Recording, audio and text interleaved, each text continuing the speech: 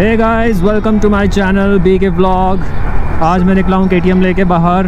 जैसे कि आप देख सकते हैं यहाँ पे 50-30 5000 से ऊपर हो चुकी है। तो मैंने सोचा आज एक अच्छा सा बड़ा सा पूरा डिटेल वीडियो बनाते हैं, मेरा एक्सपीरियंस KTM के साथ एक रिव्यू करते हैं KTM RC 390 का। तो मैं निकल गया हूँ, आज संडे है। बाइक मैंने ख़रीदी थी ज़ीरकपुर से, KTM का शोरूम है जो बजाज KTM शोरूम, वहाँ से ख़रीदी थी। अराउंड 6 महीने हो गए हैं ख़रीदे हुए। मुझे ये ऑन रोड इसका प्राइस मुझे पड़ा था अराउंड 3,75,000। सिटी में माइलेज दे रही है अराउंड 25 और हाईवे पे अराउंड 30-31 के अराउंड दे रही है। पल्सर से जब मैं KTM पे शिफ्ट हुआ तो काफ़ी सारे डिफरेंसेस महसूस हुए। सबसे पहले तो इसकी सिटिंग पोजीशन काफ़ी ऊंची लगती है गाड़ी कंपैरिजन में, अदर गाड़ीज़ के कंपैरिजन में। लाइक इवन जब हम देखते हैं दूसरे बाइक्स को या दूसरी कार्स को तो ऐसा लगता है काफ़ी ऊंचाई पे बैठे हुए हैं, तो थोड़ी सी अच्छी सी फीलिंग आती है।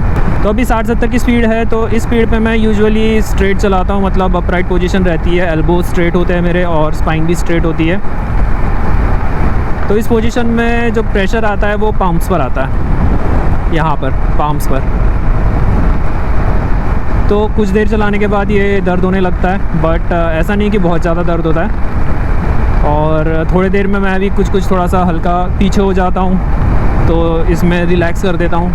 और जैसे अगर मैं स्पीड में चलाने लग जाता हूँ, 100 के ऊपर जब हो जाती है स्पीड, तो विंड ब्लास्ट तो बढ़ जाता है, तो मैं डक कर लेता हूँ नीचे ऐसे। अभी तो कैमरा लगा के रखा हुआ है इसलिए ठीक से कर नहीं पा रहा हूँ, बट अदरवाइज़ मैं पीछे हो जाता हूँ, जो सीट पे बैठता हूँ थोड़ा पीछे हो जाता हूँ। और मेरी जो चेस्ट है वो ऑलमोस्ट टैंक के ऊपर आ जाती है जब मैं बहुत स्पीड में भगाता हूँ, लाइक 6th गियर पे। तो उससे एक तो पोजीशन चेंज हो जाती है, और जब झुक जाता हूँ पूरी तरह से, मतलब चेस्ट टैंक के ऊपर आ जाती है, तो हाथ भी एकदम रिलैक्स हो जाते हैं मेरे। लाइक ये जो हैंड्स है, प्रेशर पूरा हट जाता है इन पर से। सेकंड थिंग, अगर बहुत लंबा ट्रिप मार रहे हो तो सीट तो वैसे कंफर्टेबल है, बट ज़्यादा देर बैठने से डिस्कम्फर्ट तो हो ही जाता है, मतलब थाइस बटक्स में। बट अगेन जैसे पोजीशन चेंज हो जाती है हाई स्पीड पे, तो उसमें भी थोड़ा रिलीफ मिल जाता है। तो मैं अपना पोजीशन चेंज करता रहता हूँ बाइक पर। मुझे एज सच कभी बैक पेन नहीं हुआ या रिस्ट में कभी ऐसा दर्द नहीं हुआ। बस मेनली ये पाम होते उसी में होता है, फिंगर्स पाम्स जो है उसी में थोड़ा बहुत डिस्कम्फर्ट होता है। बाकी पोजीशन तो अग्रेसिव है, बट बहुत ज़्यादा अग्रेसिव भी नहीं है।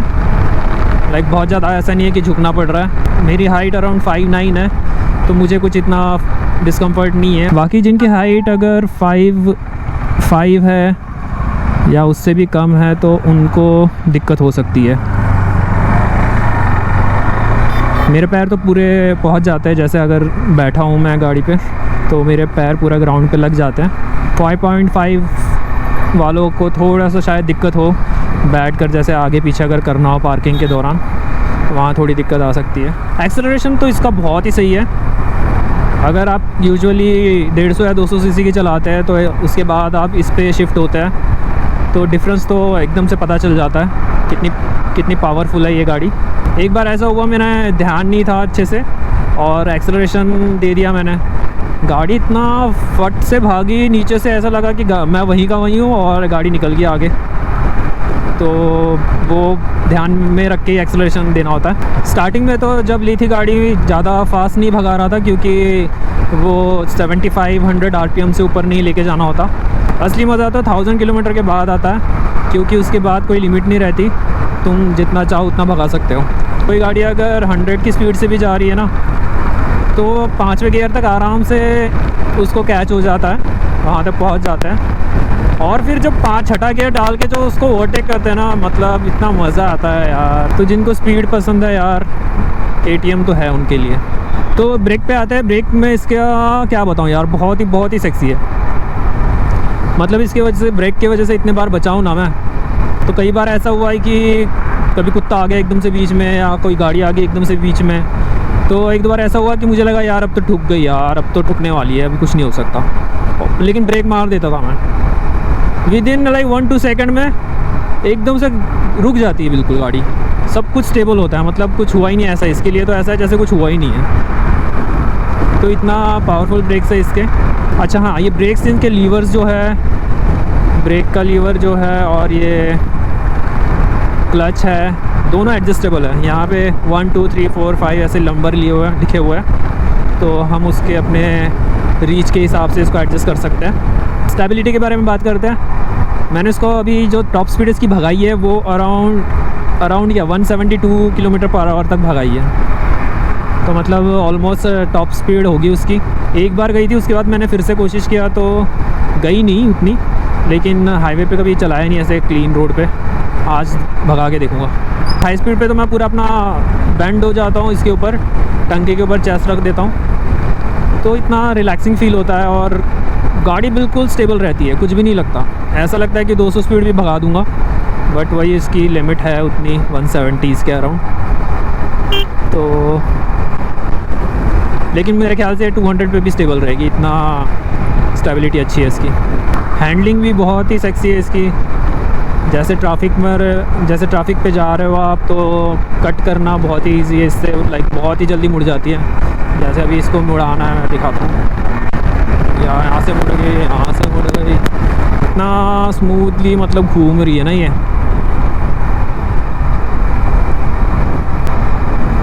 बहुत ही हल्की लगती है। टायर्स की बात करते हैं। टायर्स इसके मैटजेलर के हैं, ट्यूबलेस टायर है, तो ग्रिप तो इसकी अच्छी है। आज तक कभी स्किड नहीं हुई है एज सच, नॉर्मल रोड पे एटलीस्ट। बट पानी में पता नहीं बहुत ज़्यादा स्लिप हो रही थी। एक बार मैं कहाँ गया था, एक बार मैं लॉन्ग ट्रिप पे गया था, लाइक हिमाचल में ही चला रहा था गाड़ी, और वहाँ पे कुछ कंस्ट्रक्शन चल रहा था, तो मिट्टी गिरी हुई थी वहाँ पे, पूरा स्लज सा जैसे हुआ था, कीचड़ सा हो गया था वहाँ पे रास्ते में।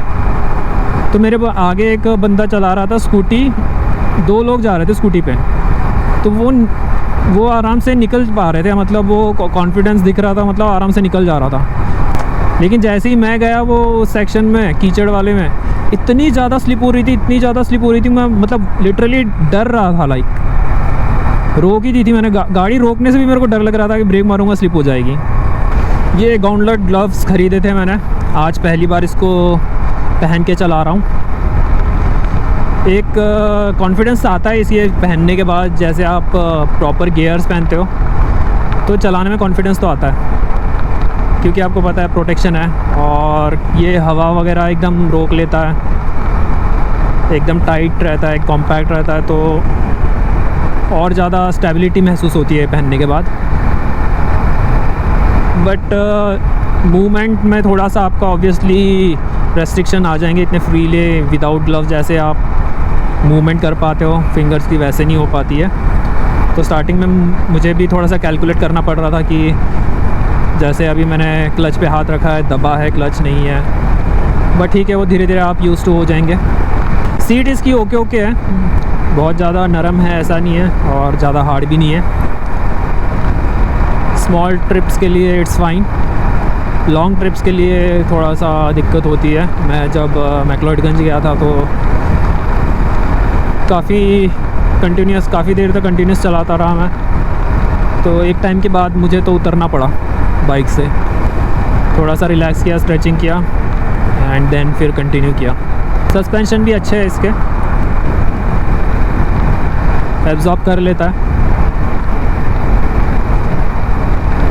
मतलब अगर मैं अपने पल्सर से कंपैरिजन करूँगा तो काफ़ी अच्छे है इसके। सर्विसिंग की भी बात कर लेते हैं।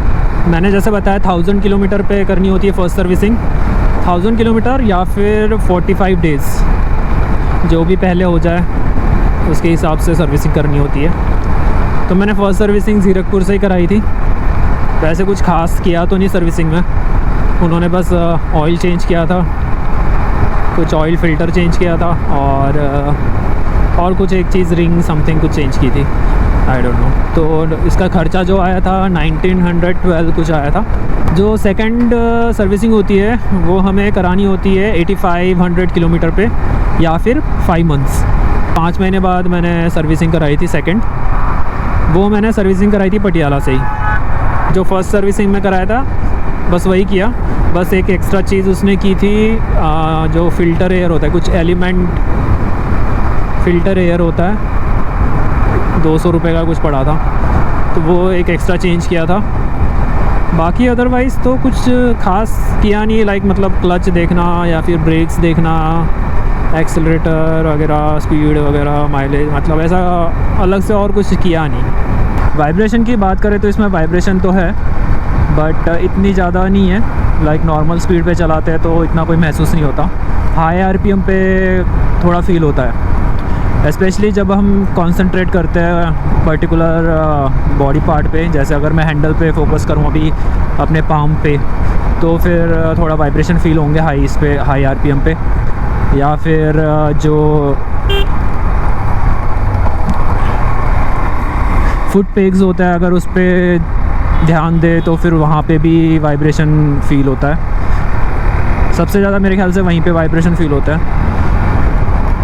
और जैसे थाइस पे अगर ध्यान दे तो फिर टंकी का वहाँ पे थोड़ा सा वाइब्रेशन फ़ील होता है। बट मेरा इतना ध्यान नहीं जाता वाइब्रेशंस पे।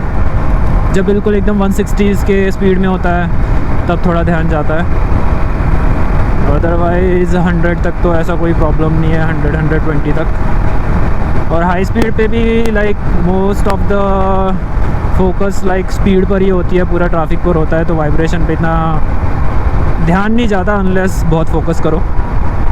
KTM RC 390 में क्विक शिफ्ट का भी एक फ़ीचर है, बट मुझे तो बकवास ही लगा वो, क्योंकि काफ़ी बार वो अटक जाता है, स्पेशली जब लो आरपीएम रहा थोड़ा तो डेफिनेटली अटकता ही है।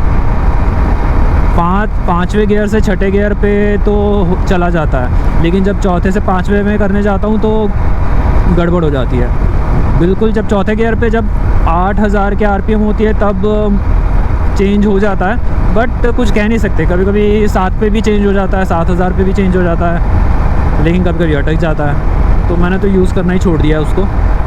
दूसरा एक फ़ीचर है स्लिपर क्लच का, वो थोड़ा है यूज़फुल, बट वो भी हाई आरपीएम पे नहीं होगा शिफ्ट, नॉर्मल आरपीएम पे भी उससे शिफ्ट नहीं होगा। जब एकदम से नीचे जाने लग जाएगी, 4000 के पास आएगा आरपीएम, तब जाके वो डाउन शिफ्ट होता है। गाइस, इसका विंडशील्ड भी बहुत काम में आता है, क्योंकि हाई स्पीड पे अपराइट पोजीशन में नहीं चलाई जाती, स्पेशली 150-160 की स्पीड पे, तो मैं पूरा झुक जाता हूँ, लाइक टक हो जाता हूँ ऐसे, और हवा पूरा ऊपर से निकल जाती है। So guys, most of the things मैंने कवर कर ली है। इसमें से कुछ छूट गया हो या आपको कुछ और पूछना हो KTM RC 390 के बारे में, तो यू कैन आस्क मी।